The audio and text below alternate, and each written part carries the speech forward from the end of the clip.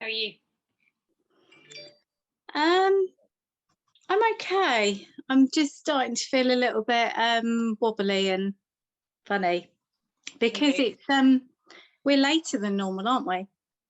We are. Normally we do this in the afternoon, don't we? We're both busy. Yeah.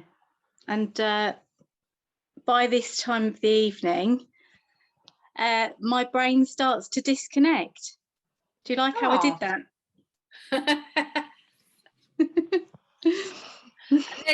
there's me ready here to show you my pants. That was the other week. We did No, I pants know. the other week. We've talked about my pants so much. I thought, Oh, you're not seeing mine. I think Brie would be really happy. She will. She will. I thought you were actually going to show us your pants when they're on, though. There's pictures of that all over the internet already. There is. And she might be coming out this weekend, actually. Oh. Yeah, so see what I feel like tomorrow. But yeah, we were going to talk about disconnecting because somebody sent in after the one we did about connections with Brie. Somebody said, can we talk about disconnection? So I thought it was a really good one. Yeah, I did. Yeah. It's kind of the opposite. It can mean lots of different things, can't it? And it can be positive and it can be negative. It can be, I thought it was a really interesting kind of concept. So, yeah, what leaps into your mind when you hear the word disconnection? I thought, part of me thought about disconnecting from technology in order to focus on healing. And one of the things I do, as you know, is try to get away from all technology and everything in the evening, because I really notice it affects my sleep. So I thought about disconnecting in that way. So I suppose that's a positive thing.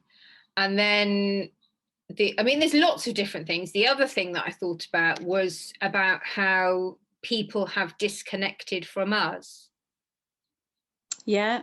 So in many ways, yeah. Yeah. So those, I suppose, were the two like immediate things when you mentioned the word disconnect. I don't know what context that the person mentioned it in, but but there are other things that sprang to mind. What did you think about? I thought about so disconnection from your spiritual self, because when I get in a flare up, I remember trying to meditate, and still happens every now and then, and I'd be trying to meditate and it's almost like I can't tap into that kind of subconscious kind of relaxation. Like over the years I've become quite good at meditating and calming my mind and calming all the voices and things in my head, but with this illness at times I couldn't.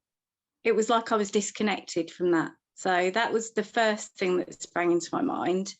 The second thing was probably similar to you, the kind of relationships and things that we've disconnected from. So I'm interested, that idea of disconnect, not being able to connect with your spiritual self and your true self. I remember having that feeling in my 20s, and it was actually the reason I came off the pill. And it was when I'd read Christiane Northrup's book. Have you read any of her work? I've read some of it, yeah. And the first one that she did, what was it called? Women's Bodies, Women's Wisdom. Yes. I read that, and I bought copies, I think, for all the women that were important to me at the time, because it had such an impact on me. And what I read about relating to the pill and having hormones, artificial hormones in your body, it really, really resonated with me in my early to mid 20s. And I felt that I was disconnected from my body.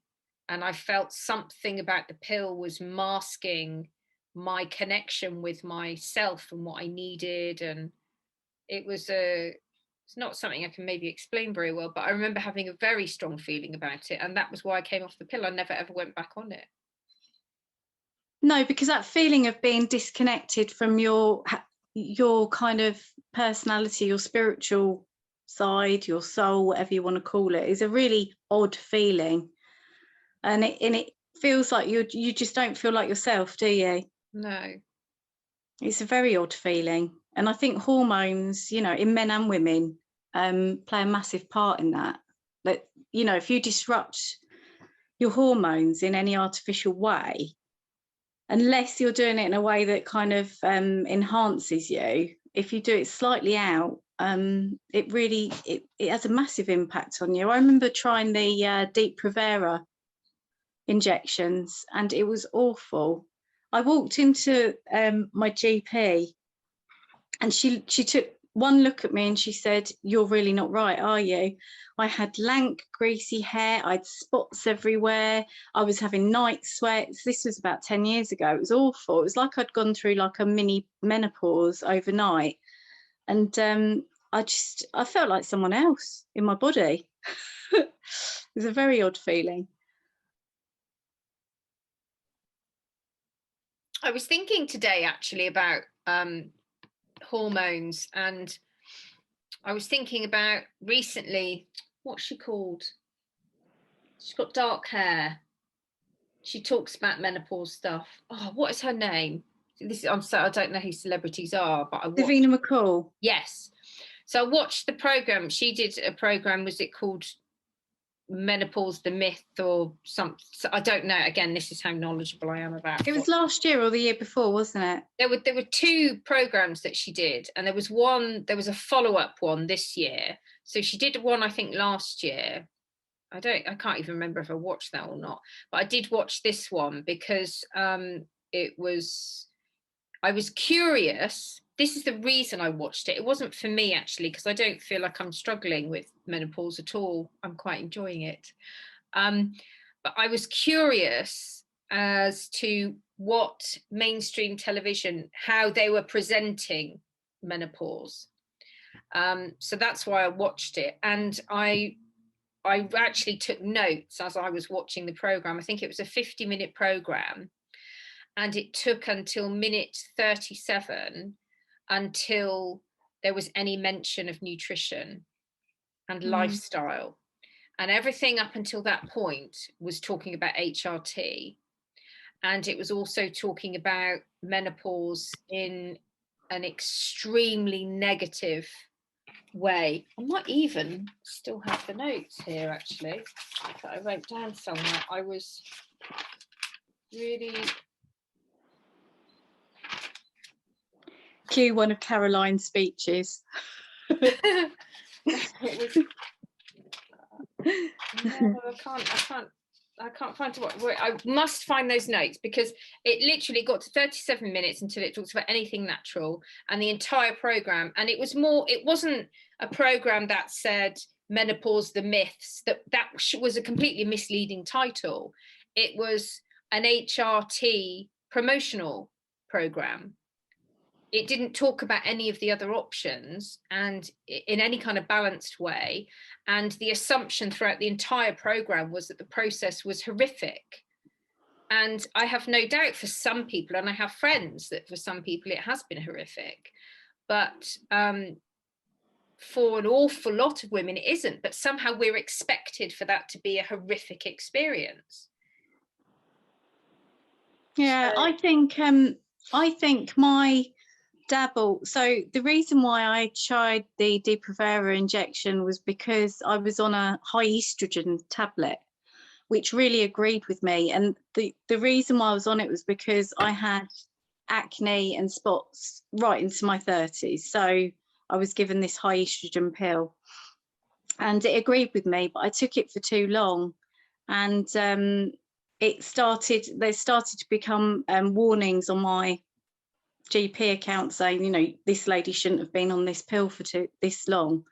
So every time I went in, we've got to change her on something else. And I tried probably about 6 different tablets, including the injection, before I decided just to come off artificial hormones altogether, and it was a horrific experience, because each one you have to give at least sort of 4 or 5 months to see if you'll settle on it, and each time it was just my body was saying no. So actually I think maybe going into the menopause completely, well, not now, but kind of hormone medication free for me is what I want to do. But like you, I'm not worried about it, but I do know people that have had a really tough time doing it. So going through it, should I say? You don't do it, do you? You don't do the menopause. I couldn't wait. I'm not there yet. I'm not fully through it or anything, and it kind of like I get little hints of it, and I think yes, and here it is, and then it goes away again, and I'm really disappointed. I thought my vaccine reaction was the menopause to start with, and so did my GP. Well, I think we've had people on the group, haven't we, in their 20s they've been diagnosed with early menopause, put on HRT, and then their symptoms have got much worse. So, yeah. But then, you know, we talk a lot about how the NHS can only offer you things according to what boxes we tick. And in a lot of cases, we will be ticking boxes that say HRT, that say menopause. And the answer to that would be, you know, the pharmaceutical answer to that is HRT. Yeah. It was just interesting, you know, because the timeline, you know, after the first vaccine, one of the first things that happened was my periods just stopped completely, and then I was getting all these funny symptoms, and rightly so, you know, GP obviously thought menopause straight away, you know, didn't really ask me if I'd just had a vaccine or not. And it wasn't till after the second vaccine that it became obvious what was going on. But I think, you know, there's a lot of things put down. As soon as you get to a certain age, everything's, could it be the menopause? And you're right, some of it, you know, maybe setting ourselves up, our bodies up with good nutrition in the years running up to the menopause would be a good place to look, rather than medication all the time, I suppose. And I think the attitude towards it helps too. And that attitude towards aging can really help.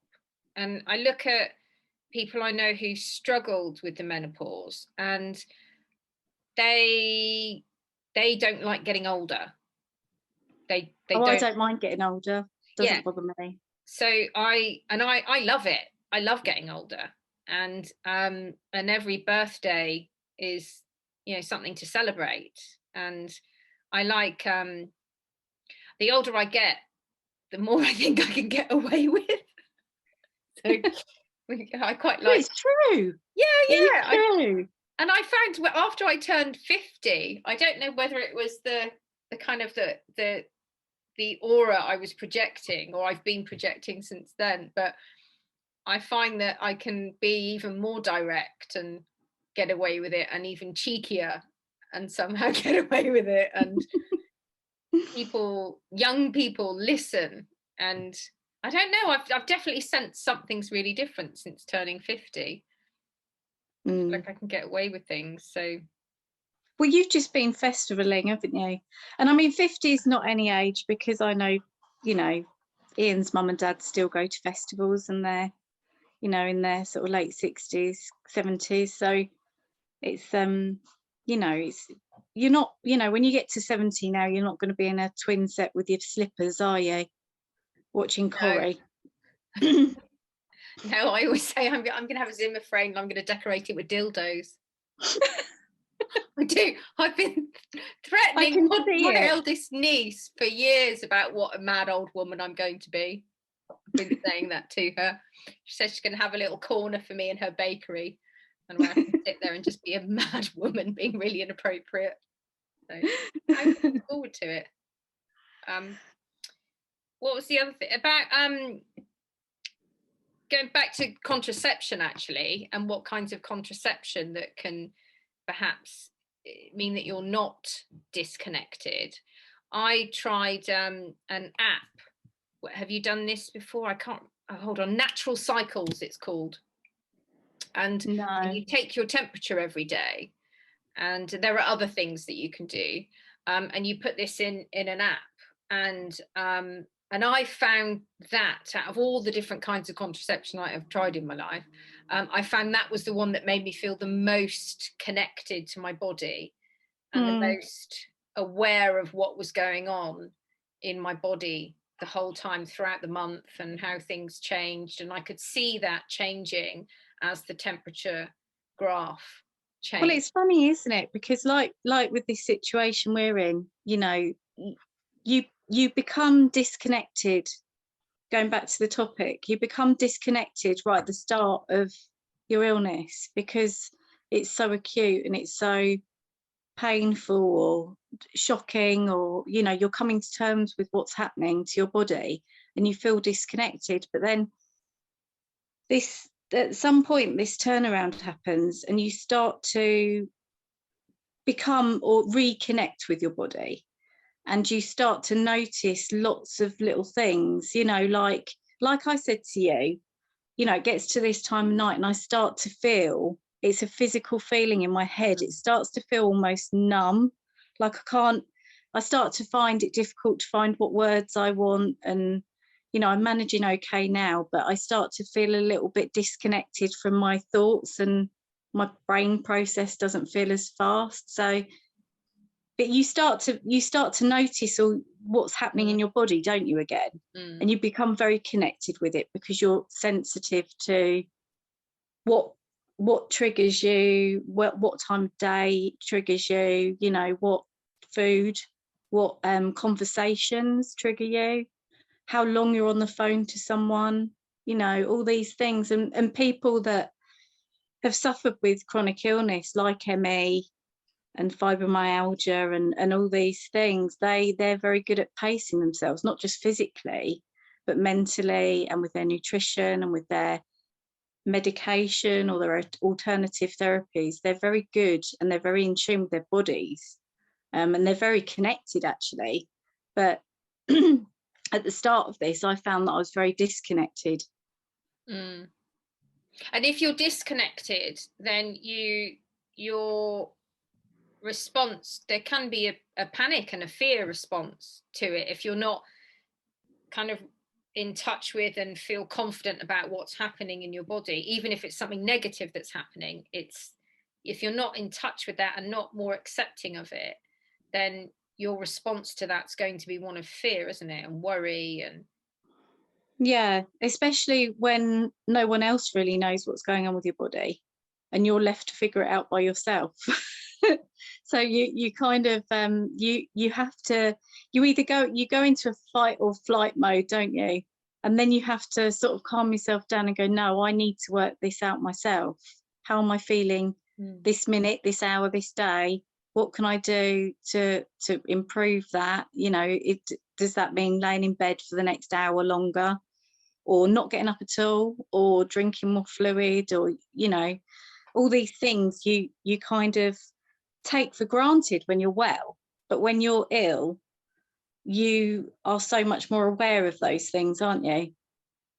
And also, when we're well, do we do things to distract ourselves from what might be happening with our bodies anyway? Do we, you know, how many times have we, you know, spent evenings drinking and, or, you know, distracting with all sorts of things that we're physically able to do, and exercising to exercise, yeah, lots of different things, and going out and being surrounded by people and all those kinds of things, that how much have they distracted from what might have been going on? We don't have the luxury of doing those things now, so we have to sit with how we feel, have to sit physically and emotionally with how we feel, and we have to work out ways to be comfortable with that, because it's not possible to live with that amount of pain and difficulty for the amount of time that we have. We're on 1.5 years now, both of us. Yeah, we have to find some ways to just sit and be okay with it all, and we have to learn how to set boundaries as well. That's something perhaps we might not have been comfortable with before. Yeah. So like you sending a message to me, you know, half an hour ago saying, are we doing the video today because I'm losing my brain? That's you saying, right, this has got to happen within this time frame. Hello, doggies. I think the idea of disconnecting with people is interesting, because there's also positive and negative elements to that. So there are people who have disconnected from us during this process, and that's been really hurtful, and we've had to cope with that. And then there are people perhaps that we've made the decision to disconnect from, which we don't intend to be hurtful to them, but it's more about protecting ourselves while we're dealing with this. So I'm interested in that too.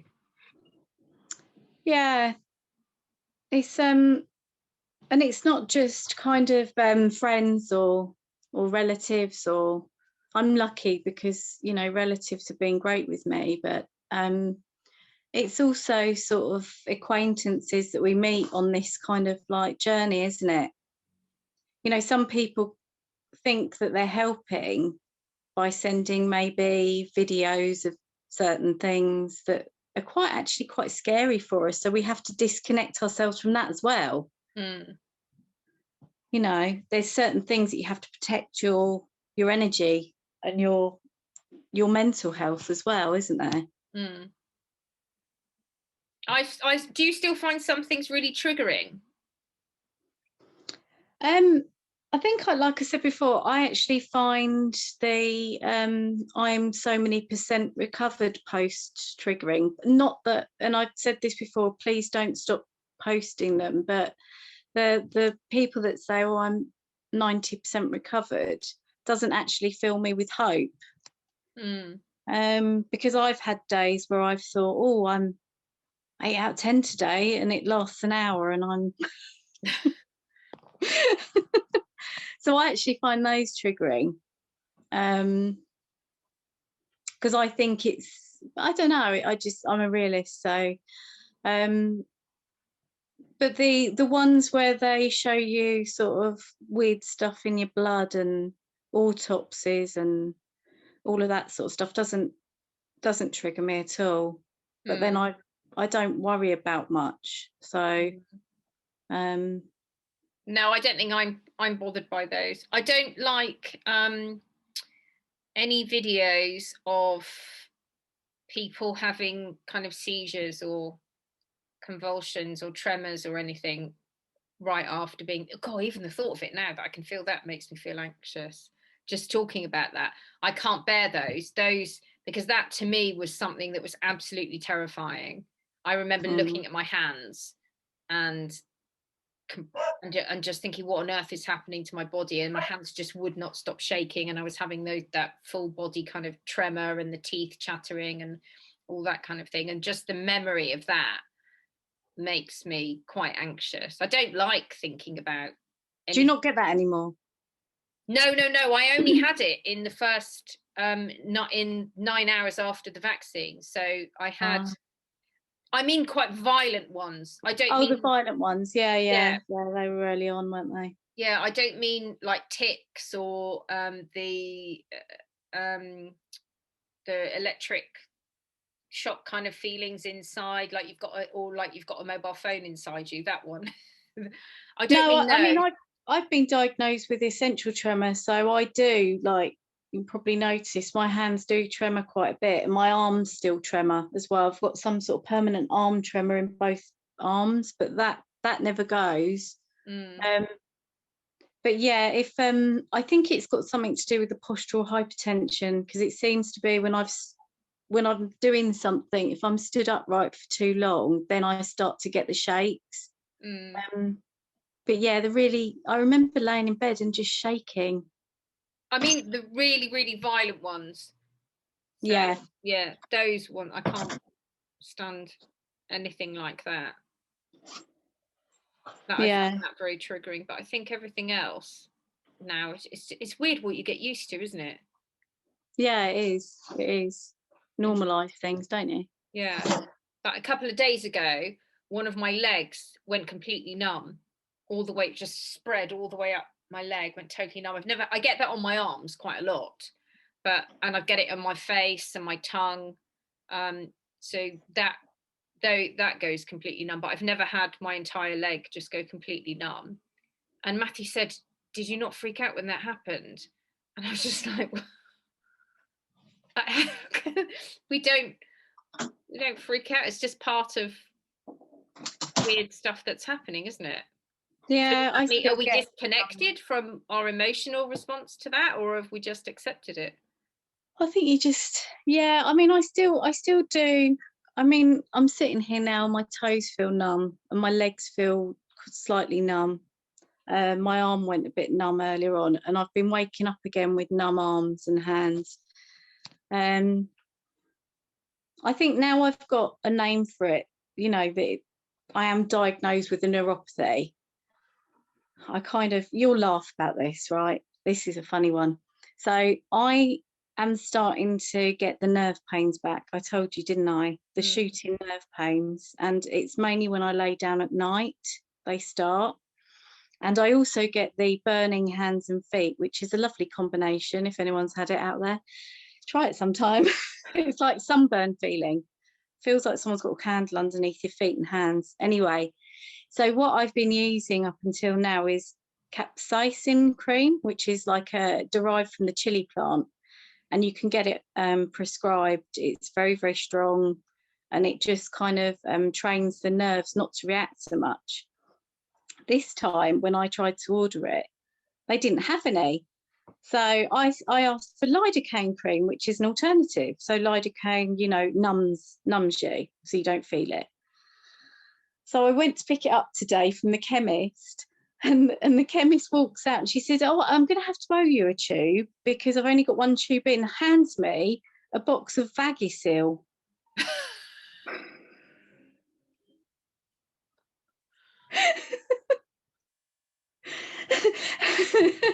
And I'm walking out with this cream for sore lady bits, and I'm looking at the box. I'm thinking, why have I got this? And I look on it, and of course it's a lidocaine cream. So they've obviously given me the only one that they've got in, which happens to be used for that as well. But yeah, just thought that was quite funny. So is everybody why have they run out of it? Is everybody using it? Must be, yeah. She said there's a national shortage. Of sore lady bit cream? No, of the capsaicin cream, which is specifically used for peripheral neuropathy or neuropathy. So do they use the same cream for that then? No, not for the. No, you don't want to put chili cream there. I left some once. I must have had a bit just slightly under my nail. You have to wash your hands as soon as you've used it. And I must have left like a little remnant underneath one of my fingernails, and I scratched my nose. And it was just burning all night. That'll teach you to pick your nose. I know. If you want to stop bad habits, just get some chili cream. But yeah, it's very strong, but it helps. We've run out of time. Yeah. So, time to disconnect. Yeah. So generally, disconnecting, it can be a really good thing, I think, if we're protecting ourselves. But perhaps... I think as empaths, we tend to try to connect more than what we try to disconnect. So like you say, in some people, it's an art to learn how to disconnect, and it's not always a bad thing.